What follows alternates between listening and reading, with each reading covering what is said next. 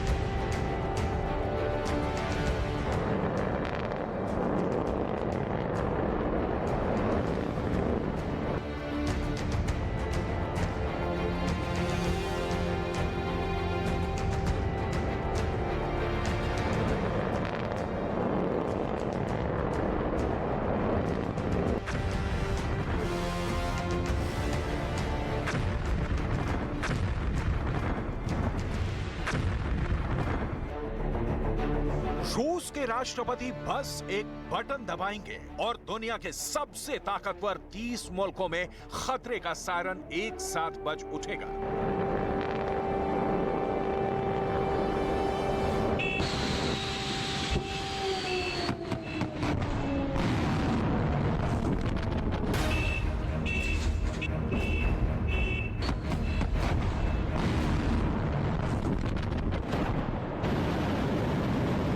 Putin के button दबाते ही Biden के न्यूक्लियर फुटबॉल में खतरे का अलार्म बजने लगेगा।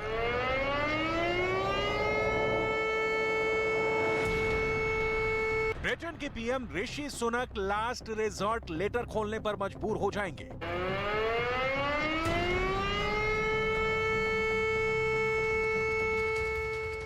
आपकी जानकारी के लिए बता दें कि अगर अमेरिका के प्रेसिडेंट का न्यूक्लियर फुटबॉल बजने लगे या फिर ब्रिटेन के प्रधानमंत्री को लास्ट रिजॉर्ट लेटर खोलने की नौबत आ जाए तो यह परमाणु हमले का डायरेक्ट सिग्नल होता है।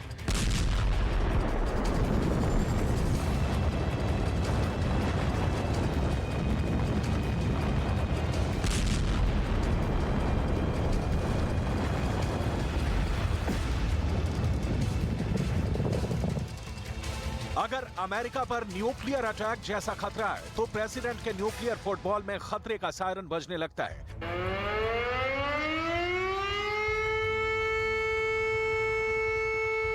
ठीक ऐसे ही अगर यूके पर परमाणु हमला होने वाला हो तो पीएम लास्ट रिजॉर्ट लेटर का कोड पढ़ने को मजबूर हो जाते हैं।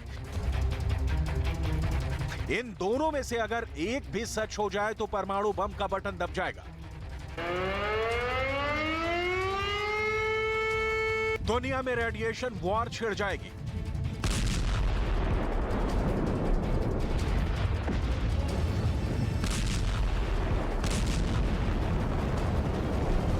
तीसरे विश्व युद्ध का बिगुल बज जाएगा। अमेरिका की न्यूक्लियर मिसाइल दुश्मन देश को परमाणु बम से खाक में मिलाने के लिए निकल जाएगी।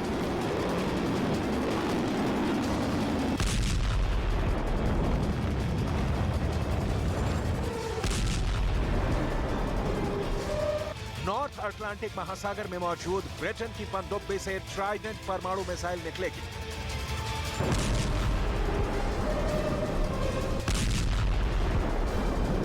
और दुश्मन के देश में परमाणु तबाही लाएगी।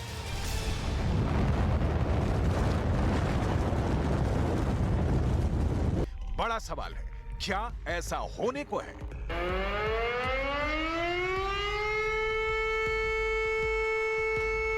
जवाब है हाँ।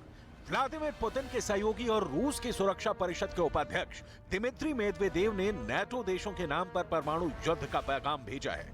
दिमित्री मेदवेदेव ने साफ साफ शब्दों में परमाणु युद्ध की धमकी दी है। दिमित्री मेदवेदेव ने टेलीग्राम पर एक पोस्ट में कहा है, पारंपरिक युद्ध में परमाणु शक्ति की हार से परमाणु युद्ध शुरू हो सकता है। Dmitry Medvedev.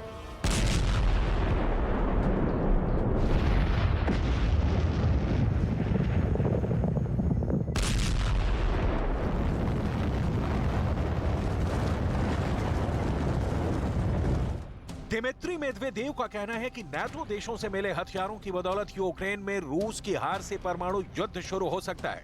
दिमित्री मेदवेदेव की इस धमकी का मकसद नाटो नेताओं को यूक्रेन को नए हथियारों की आपूर्ति रोकने के लिए चेतावनी देना बताया गया है। दिमित्री मेदवेदेव रूस के ताकतवर शख्सियतों में शामिल हैं। साल 2008 से 2012 तक रूसी राष्ट्रपति के रूप में दिमित्री मेदवेदेव क्रेमलिन के परमाणु ट्रिगर पर अपनी उंगली रख चुके हैं।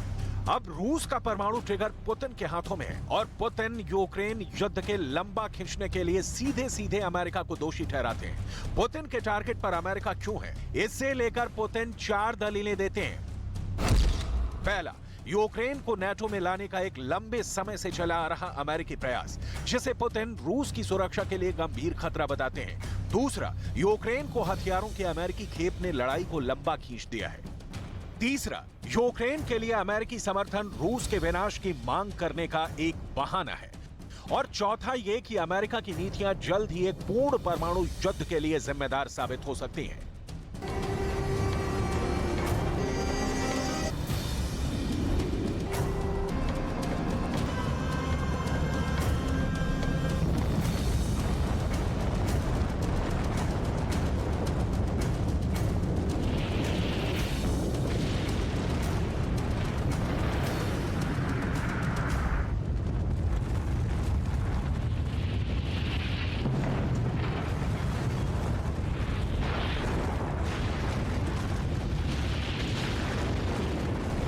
परमाणु बमों को रूस अपना सबसे बड़ा रक्षक मानता है। रूस के मुताबिक उसके परमाणु शस्त्रागार में ऐसे ऐसे परमाणु बम हैं जिन पर रूस की सुरक्षा और उसके दुश्मनों की तबाही की मोहर लगी है।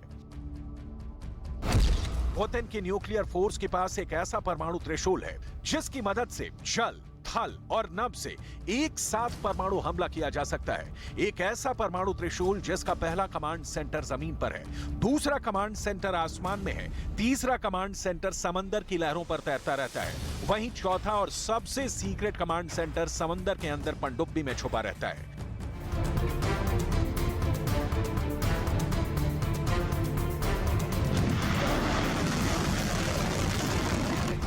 रूस के परमाणु बम फूटने के बाद कैसी तबाही मचा सकते हैं, इसे लेकर रूस के सरकारी टेलीविजन पर खौफ का लाइव प्रसारण भी किया जाता है।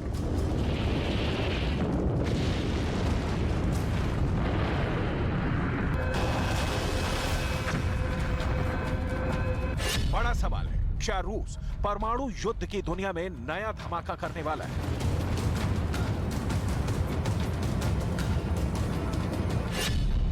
क्या समंदर बनेगा न्यूक्लियर वॉर का एपिसेंटर?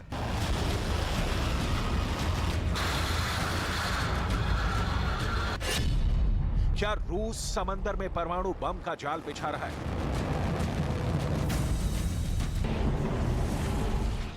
क्या होगा अगर परमाणु बटन दबा और न्यूक्लियर हमला हुआ?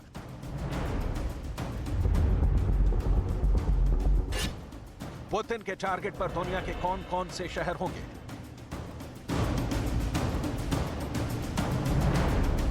और अगर इन शहरों पर बम गिरा तो क्या होगा?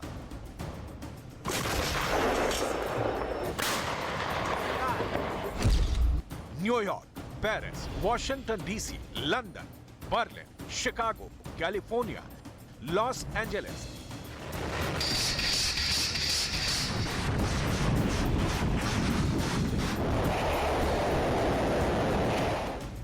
ये नाम इसलिए क्योंकि पुतिन की रेंज इन शहरों तक है और अगर नाटो और अमेरिका ने उनके साथ न्यूक्लियर युद्ध शुरू किया तो पुतिन इन सभी शहरों को धूल में मिला देंगे।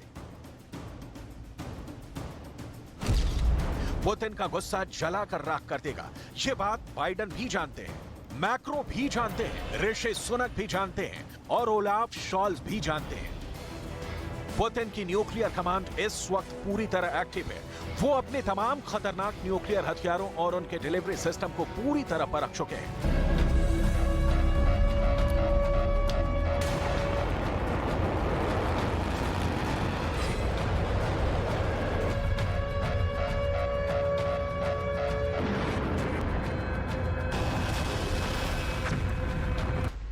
यूक्रेन के गृह मंत्रालय के सलाहकार एंटोन गेराश्चेंको ने भी बहुत बड़ा दावा किया है।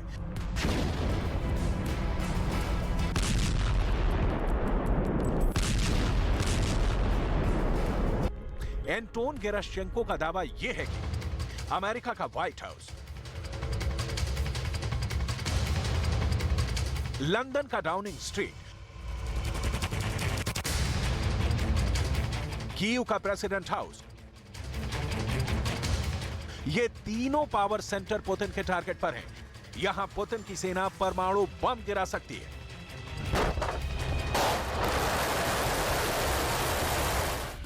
रूस के न्यूक्लियर बॉम्बर के इस हालिया उड़ान ने परमाणु युद्ध से एक बार फिर डरने की नई वजह दे दी है। अगर इन विशालकाय जहाजों की मनमर्जी चली तो दुनिया में बहुत बड़ी तबाही होगी, बहुत तबाही। एक ऐसी तबाही जो सिर्फ यूक्रेन पर नहीं टूटेगी, यूरोप में मौजूद नाटो के सैन्य ठिकाने धुआं धुआं हो जाएंगे।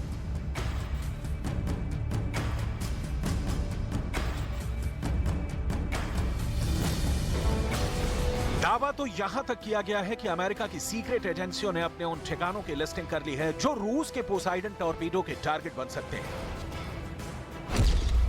इनमें सबसे हाई प्रायोरिटी पर मिनटमैन लगे अमेरिका का Malmstrom air force base, Minot air force base, F E Warren air force base, इसके अलावा Jim Creek naval radio station, America का स्ट्रेटेजिक मिसाइल परिसर, STRATCOM air force base, Pentagon, Whiteman air force base, NORAD, Peterson air force base, Kirtland वायुसेना base, Albuquerque, Barksdale, Kings Bay नौसैनिक अड्डा है।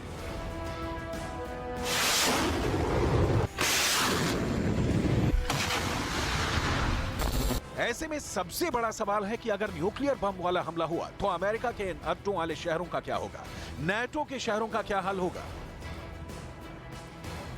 रूस की न्यूक्लियर फोर्स परमाणु हथियारों का सीक्रेट मूवमेंट भी हफ्तों पहले ही शुरू कर चुकी है। न्यूक्लियर मिसाइलें अंडरग्राउंड लॉन्चिंग पैड पर सेट की जा चुकी हैं।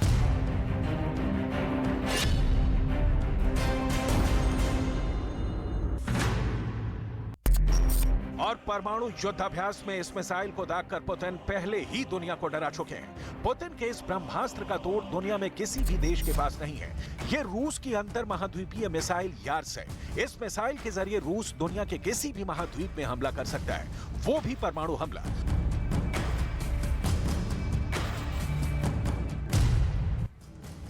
रूस ने एक मिसाइल को मॉस्को से 180 किलोमीटर दूर टावर में सेट किया है, जो मॉस्को से उत्तर पश्चिम में है। टावर से यूक्रेन 795 किलोमीटर दूर है। एस्टोनिया की दूरी 875 किलोमीटर है। लातविया 790 किलोमीटर दूरी पर है। लिथुआनिया 890 किलोमीटर है। ये सभी नाटो देश हैं जो पुतिन के परमाणु निशाने पर हैं। इसी हफ्ते पुतिन की न्यूक्लियर फोर्स ने अपनी दूसरी और तीसरी यार्स मिसाइल को मॉस्को से 290 किलोमीटर दक्षिण में काजेल्स्की बेस पर जमीन में लोड किया है। यहां से भी पूरा यूरोप और अमेरिका रूस के निशाने पर है। रूस की न्यूक्लियर फोर्स का दावा है कि एक यार्स मिसाइल को 7 मिनट में लॉन्च किया जा सकता है। खास बात यह है कि रूस अपने इन दोनों मिसाइल बेस से यूक्रेन से लेकर अमेरिका तक को निशाना बना सकता है।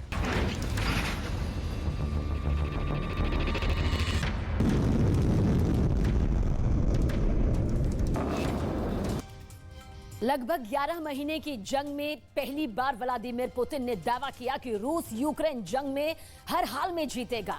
आखिर पुतिन के पास ऐसा कौन सा ब्रह्मास्त्र आ गया है जिसके दम पर रूस, यूक्रेन, अमेरिका और नाटो को एक साथ चैलेंज कर रहा है? देखिए हमारी ये स्पेशल रिपोर्ट।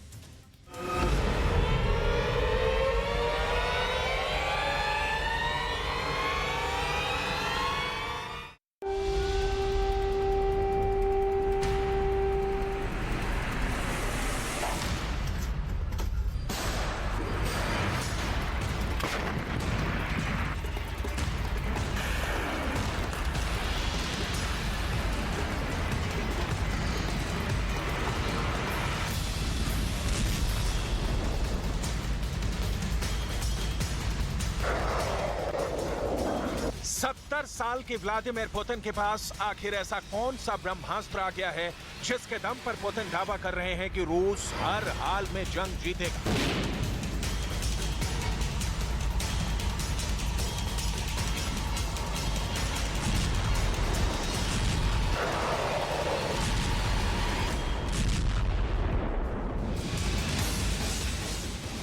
क्या लगभग 11 महीने की जंग में रूस की फौज इतनी ताकतवर हो गई कि वो अब यूक्रेन के साथ साथ नाटो को भी तबाह कर देगी?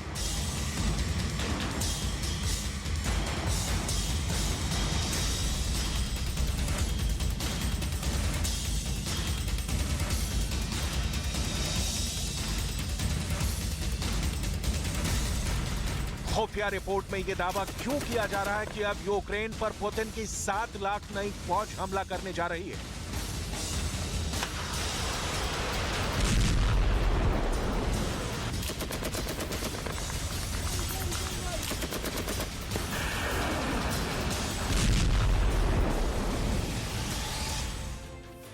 आखिर किस दम पर 30 देशों से बना नाटो दावा कर रहा है कि पुतिन का रूस किसी भी हाल में जंग नहीं जीतेगा? लगभग 11 महीने की जंग के बाद अब रूस यूक्रेन की जंग बेहद खतरनाक दौर में पहुंच चुकी है। अभी तक रूस के जंग में 1,17,000 से ज्यादा सैनिक मारे जा चुके हैं, जबकि 1 लाख से ज्यादा यूक्रेनी सैनिक भी रूस के हाथों मारे जा चुके हैं। लेकिन अब दावा किया जा रहा है कि मार्च 2023 तक ऐसी भयानक जंग होगी जिसमें लाशों की गिनती करना मुश्किल हो जाएगा।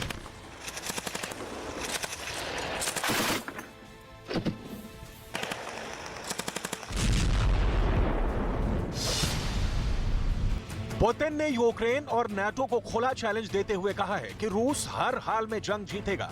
सेंट पीटर्सबर्ग में एयर डिफेंस सिस्टम के कारखाने में दौरा करते वक्त पुतिन का कॉन्फिडेंस देखने लायक था। पुतिन ने साफ कहा कि दुनिया में किसी को भी जरा भी संदेह नहीं होना चाहिए, रूस युद्ध में विजयी होगा और मैं इस जीत की गारंटी देता हूं।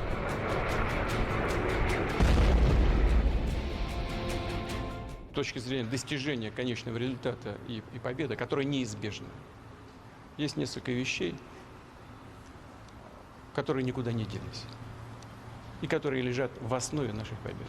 Это единство и сплоченность русского и вообще многонационального российского народа. Это мужество и героизм наших бойцов в рамках специальной военной операции и на линии фронта. अभी तक की जंग में रूस भले ही यूक्रेन पर पूरी तरह से कब्जा ना कर पाया हो, लेकिन जिस तरह से रूस ने यूक्रेन को रौंदा है वो वाकई यूक्रेन के साथ साथ अमेरिका और नाटो के मुंह पर जोरदार तमाचा है। यूक्रेन की तबाही ना तो पश्चिम देशों के हथियार रोक पा रहे हैं और ना ही वेस्टर्न मीडिया का वो प्रोपेगेंडा जिसमें हर दिन दावा किया जा रहा है कि रूस जंग हार रहा है। हकीकत में रूस ने यूक्रेन में बाजी पलटना शुरू कर दी है। हालांकि नाटो अभी भी दावा कर रहा है कि पुतिन का रूस किसी भी हाल में जंग नहीं जीत पाएगा, लेकिन साथ ही नाटो दबी जुबान से यह भी कह रहा है कि रूस को कमजोर आंकना जंग में बहुत बड़ी भूल साबित होगी।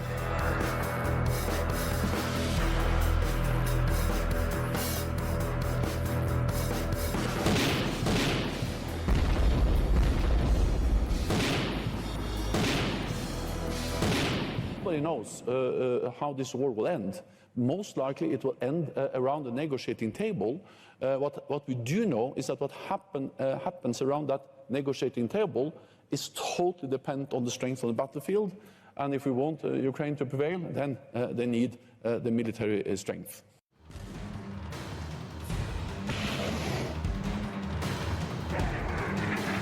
जो यूक्रेन नवंबर और दिसंबर 2022 में रूस को हराने के दावे कर रहा था, वो यूक्रेन पुतिन के ताबड़तोड़ हमलों से खून के आंसू रो रहा है। लेकिन अब सवाल उठता है कि आखिर राष्ट्रपति पुतिन ने किस दम पर दावा किया है कि रूस हर हाल में जंग जीतेगा, जबकि अमेरिका, ब्रिटेन और 30 देशों से बना नाटो यूक्रेन के साथ चट्टान बनकर खड़ा है। आखिर रूस इतने देशों को यूक्रेन में कैसे हराएगा? इस सवाल का जवाब एक ऐसी खुफिया रिपोर्ट में मिला है जिसे देखकर यूक्रेन के साथ साथ नाटो तक के होश उड़ चुके हैं। जरा देखिए, पुतिन अगले 30 से 45 दिन में कितना भयानक हमला यूक्रेन पर नए सिरे से करने जा रहे हैं।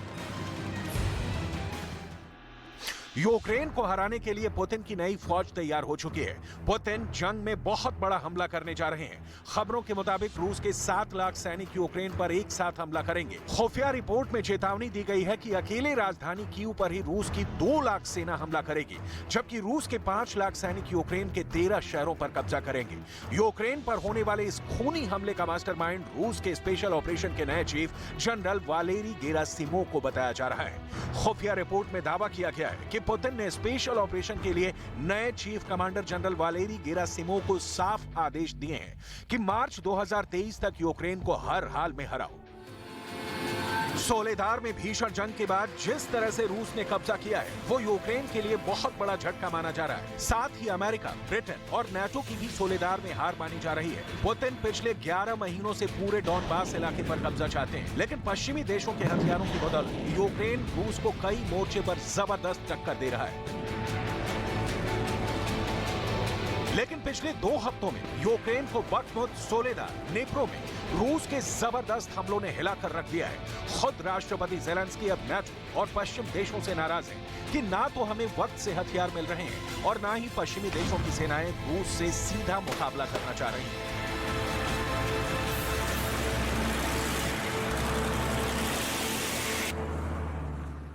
The world was hesitant in 2014 when Russia without hesitation occupied the Crimea.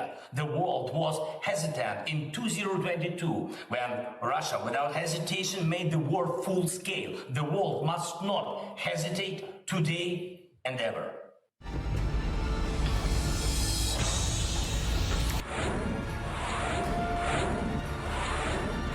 America, Britain और नाटो के टॉप कमांडर भी ये मान चुके हैं कि पुतिन जंग को खत्म नहीं करना चाहते हैं, बल्कि जंग को बहुत बड़े पैमाने पर नए सिरे से शुरू करने जा रहे हैं। इसीलिए रूस ने यूक्रेन पर भयानक मिसाइलों से हमला कर दिया। रूसी फौज के ताजा हमलों की खूंखार तस्वीरों से साफ हो चुका है कि पुतिन की फौज यूक्रेन में मौत का तांडव कर रही है। जरा देखिए रूस यूक्रेन पर किस तरह से हमले कर रहा है।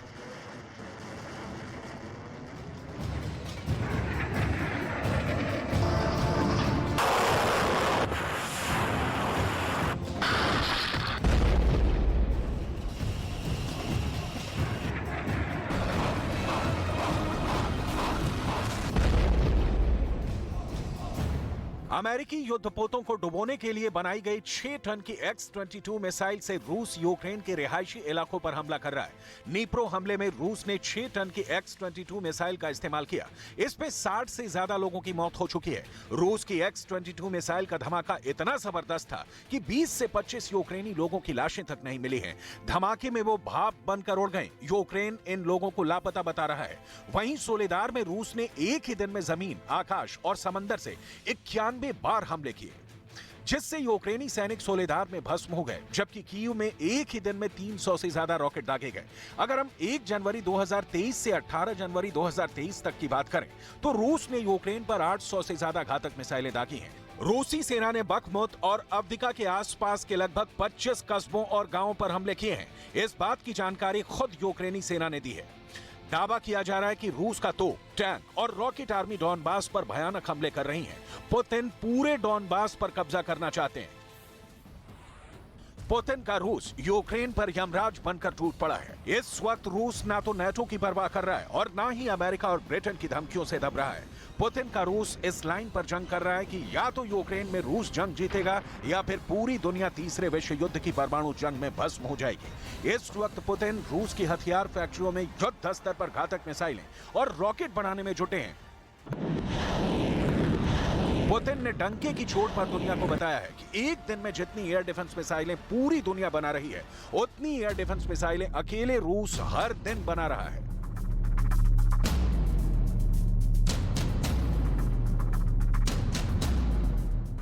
Наше производство сопоставимо с мировым производством. Поэтому нам есть на что опереться. И все это не может не вселять уверенность в нас в том, что победа будет за нами.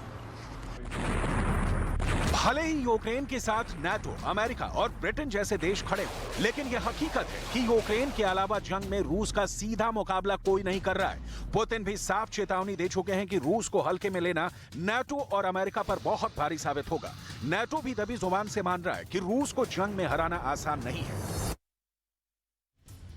रूस यूक्रेन जंग से भी डरावनी तस्वीरें पाकिस्तान से आ रही हैं। पाकिस्तान दिवालिया होने की कगार पर पहुंच गया है। पाकिस्तान के पास आवाम का पेट भरने के लिए सिर्फ 30 दिनों का विदेशी मुद्रा भंडार मौजूद है, यानी बचा है। उसके बाद पाकिस्तान का क्या होगा कोई नहीं जानता, क्योंकि पाकिस्तान के कर्ज के कटोरे में भी अब कोई देश भीख डालने के लिए तैयार नहीं। पाकिस्तान को इस हाल में आखिर किसने पहुंचाया, इस स्पेशल रिपोर्ट के जरिए देखिए कैसे कंगाल हुआ पाकिस्तान।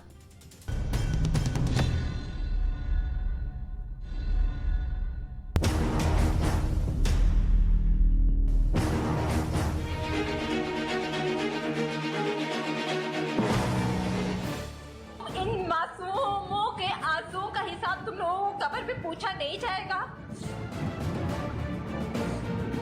कि तुम लोगों ने एक गरीब को मार दिया है। पाकिस्तान बिलबिला रहा है। चलो मैं खत्म कर दो। पाकिस्तानी आवाम भूखी है।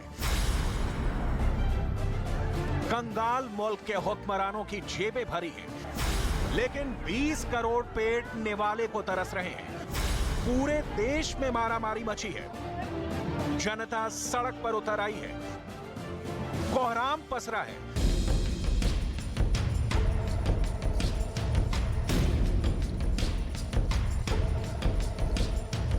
पाकिस्तान का आलम यह है कि कहीं कोई उम्मीद बर नजर नहीं आती, कहीं कोई सूरत नजर नहीं आती। पहले आती थी पाकिस्तान के हाल पर हंसी, अब तो वो भी नहीं आती। आटे की चक्की में पाकिस्तान की जनता पिस रही है। महंगाई 50 सालों में सबसे ऊपरी स्तर पर पहुंच गई है।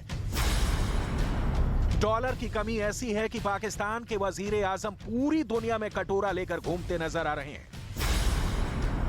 देश के पास 1 महीने के आयात के लिए भी पैसा नहीं बचा। जरूरी दवाओं की बाजार में किल्लत है, क्योंकि उनके रॉ मटेरियल वक्त पर इंपोर्ट नहीं हो रहे।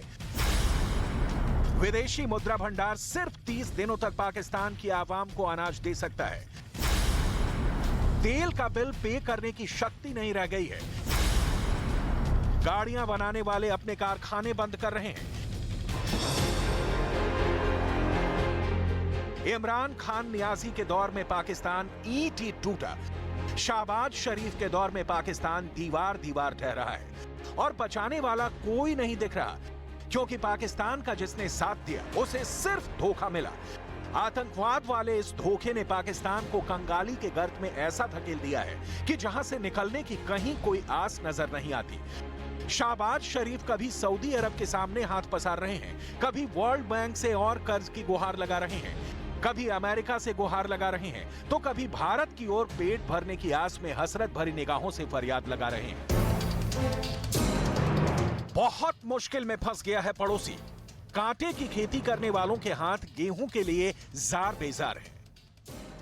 पेशावर हाई कोर्ट ने आटे की कीमतों में इजाफे का नोटिस ले लिया। चीफ जस्टिस कैसर रशीद खान ने रिमार्क्स दिए, लोग आटे के लिए ठोकरें खा रहे हैं, कोई पूछने वाला नहीं। वफाकी और सूबाई हुकूमत अवाम को रिलीफ देने में मुकम्मल नाकाम हो गई है। क्या इस सूबे में कोई वजीर खुराक है? हुकूमत डॉलर्स के पीछे भागती है, लेकिन अवाम को कुछ नहीं दे रही है। अन्न नहीं है, दवा नहीं है, रोजगार नहीं है, पैसा नहीं है, फैक्ट्री बंदी पर है। 30 दिन बाद क्या होगा, मुल्क के रहबरों को कुछ नहीं पता। शहबाज शरीफ को सिंहासन शूल सा चुभ रहा है। जाएं तो जाएं कहां? कहां पाव पाव के न्यूक्लियर बम रखने की बात, कहां पाव भर अनाज के लिए तरसती आवाम।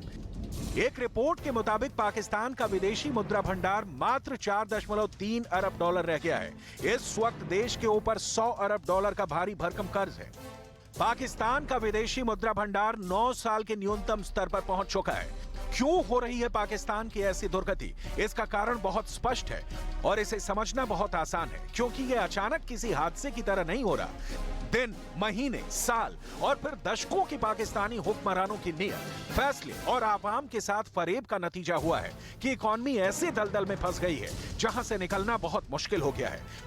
पाकिस्तान की आवाम को इस वक्त सिर्फ ऊपर वाले का ही भरोसा रह गया है, क्योंकि जिसे जिम्मेदारी सौंपी वो पहले वाले से भी बेकार और बदतर निकला। उसके पास ना नीति है, ना नियम है, ना तरीका है, ना सलीका है। अराजकता के गहरे समंदर में डूबते मुल्क को बचाने की सूझबूझ तो बहुत दूर की बात है। विश्व बैंक ने पाकिस्तान की बर्बादी के कुछ कारण बताए हैं, पहले इसे देख लीजिए, उसके बाद वर्तमान पाकिस्तान के इनसाइड स्टोरी बताएंगे।